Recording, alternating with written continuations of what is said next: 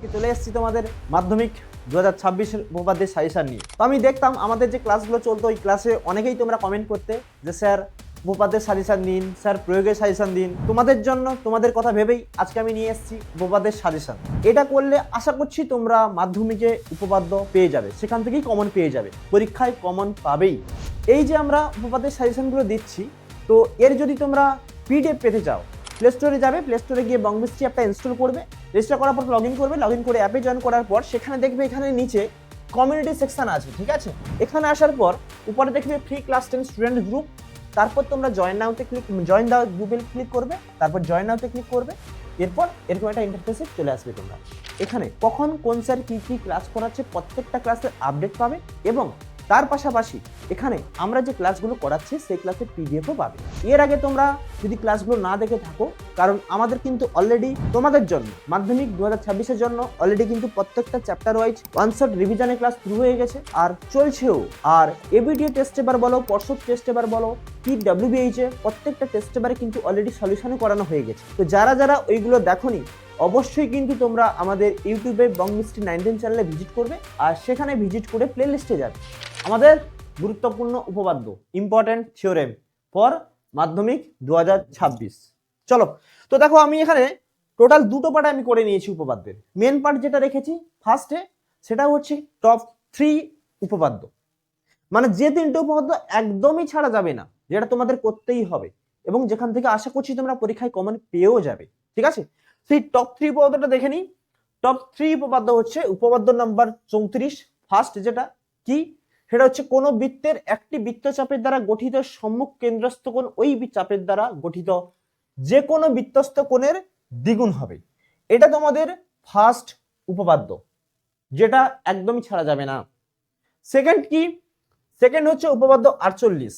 যে কোনো সমকোণী ত্রিভুজের সমকৌণিক বিন্দু থেকে অতিভুজের উপর লম্ব অঙ্কন করলে ওই লম্বের উভয় পার্শ্বস্থিত ত্রিভুজদ্বয় সদৃশ্য এবং ওই ত্রিভুজগুলির প্রত্যেকে মূল ত্রিভুজের সঙ্গে সদৃশ্য হবে। এই দুটো তো একদমই ছাড়া যাবে না আমি বলবো। আর এর পাশাপাশি যদি তোমরা এটা করো, এটাও একটা বেস্ট উপপাদ্য, যেটা উপপাদ্য 42। কি আছে, যদি দুটো বৃত্ত পরস্পরকে স্পর্শ করে তাহলে স্পর্শ বিন্দুটি কেন্দ্র দুটির সংযোজক সরলরেখাংশের উপর অবস্থিত হবে।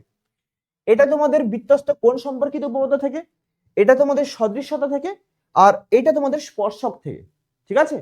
তো এই তিনটে উপপাদ্য টপ 3 তে থাকছে। এই তিনটে উপপাদ্য একদম তোমরা ছাড়বে না, এই তিনটে উপপাদ্য করে যাও, আশা করি এখান থেকে তোমরা পেয়ে যাবে। এইটা ফার্স্ট একটা মোস্ট ইম্পর্টেন্ট, তারপর এটা, তারপর হচ্ছে এটা, ক্লিয়ার। আর এর পাশাপাশি যদি তোমরা সেফ গেম খেলতে চাও, মানে যদি বাই চান্স তোমাদের এই তিনটে এলো না, এই তিনটের বাইরে অন্য কিছু চলে এলো, তার জন্য সেফ গেম খেলতে চাইলে তাহলে আমি বলবো এর পাশাপাশি আরো 4টে উপপাদ্য তোমাদের জন্য রেখেছি আমি, এই 4টে উপপাদ্য করে নাও। একটা কি আছে, উপপাদ্য 33 তোমাদের যেটা আছে, প্রমাণ করি যে ব্যাস নয় এরূপ কোন জ্যাকে যদি বৃত্তের কেন্দ্রবিন্দুগামী কোন সরলরেখা সমদ্বিখণ্ডিত করে তাহলে ওই সরলরেখা ওই জ্যায়ের উপর লম্ব হবে। এটা তোমাদের বৃত্ত সম্পর্কিত উপপাদ্য, ওই চ্যাপ্টার থেকে এই উপপাদ্যটা, ক্লিয়ার। এটা একটা ইম্পর্টেন্ট আছে ফার্স্ট চ্যাপ্টার থেকে বৃত্তের। সেকেন্ড যেটা আছে এখানে কি, উপপাদ্য 41, বৃত্তের বহিস্থ কোনো বিন্দু থেকে যে দুটি স্পর্শক অঙ্কন করা যায় তাদের স্পর্শ বিন্দু দুটির সঙ্গে বহিস্থ বিন্দুর সংযোজক সরলরেখাংশ দুটির দৈর্ঘ্য সমান এবং তারা কেন্দ্রে সমান কোণ উৎপন্ন করে। এটা তোমাদের স্পর্শক থেকে, এটাও একটা গুরুত্বপূর্ণ উপপাদ্য। আর আরেকটা কি আছে, অর্ধবৃত্তস্থ কোণ সমকোণ, এটা তোমাদের বৃত্তস্থ কোণ সম্পর্কিত উপপাদ্য থেকে, এটাও একটা গুরুত্বপূর্ণ উপপাদ্য, ঠিক আছে।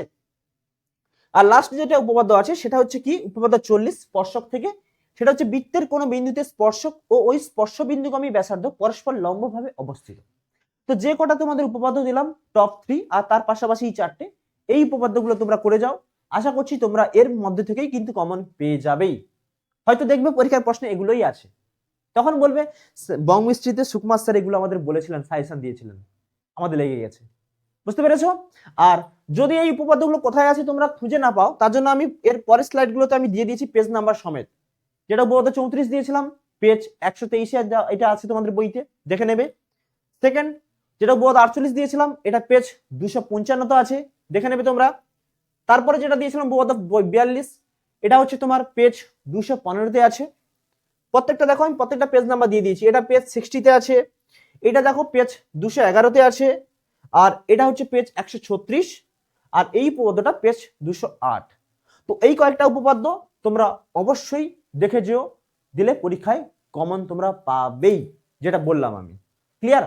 আর আরেকটা কথা তোমাদেরকে জানিয়ে দিই, কারণ এই বছর কিন্তু স্পর্শক চ্যাপ্টারটা কিন্তু খুবই ইম্পর্টেন্ট আছে।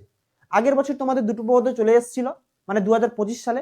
একটা ছিল কি, যে তোমাদের বৃত্তস্থ চতুর্ভুজের বিপরীত কোণগুলো পরস্পর সম্পূরক, আর একটা ছিল তোমাদের পিথাগোরাসের উপপাদ্য। তো ওই জন্য ওই দুটো চ্যাপ্টার থেকে কিন্তু তোমাদের উপপাদ্যটা আসার চান্স খুব কম, মেনলি ওই দুটো চ্যাপ্টার থেকে প্রয়োগ আসার চান্স বেশি আছে, ঠিক আছে? তো বাকি চ্যাপ্টারগুলো থেকে উপপাদ্য আসার চান্স বেশি, তার জন্য তোমাদের এই সাজেশনগুলো দিয়ে দিলাম। তো আশা করছি তোমাদের এই ভিডিওটা হেল্পফুল হবে। আর যদি তোমাদের এই ভিডিওটা ভালো লেগে থাকে, অবশ্যই তোমরা বন্ধুদের সাথে ভিডিওটা একবার শেয়ার করে দিবে, যাতে ওরাও এই উপপাদ্যের সাজেশনটা পেয়ে খুব হেল্পফুল হয় এক্সামের জন্য। বোঝা গেছে? তো চলো আজকের জন্য এটুকুই। দেখা আছে তোমাদের সাথে নেক্সট আরো কোনো একটা টপিকের উপরে সাজেশন নিয়ে, নেক্সট অন্য একটা ক্লাসে। চলো টাটা তোমাদের সবাইকে।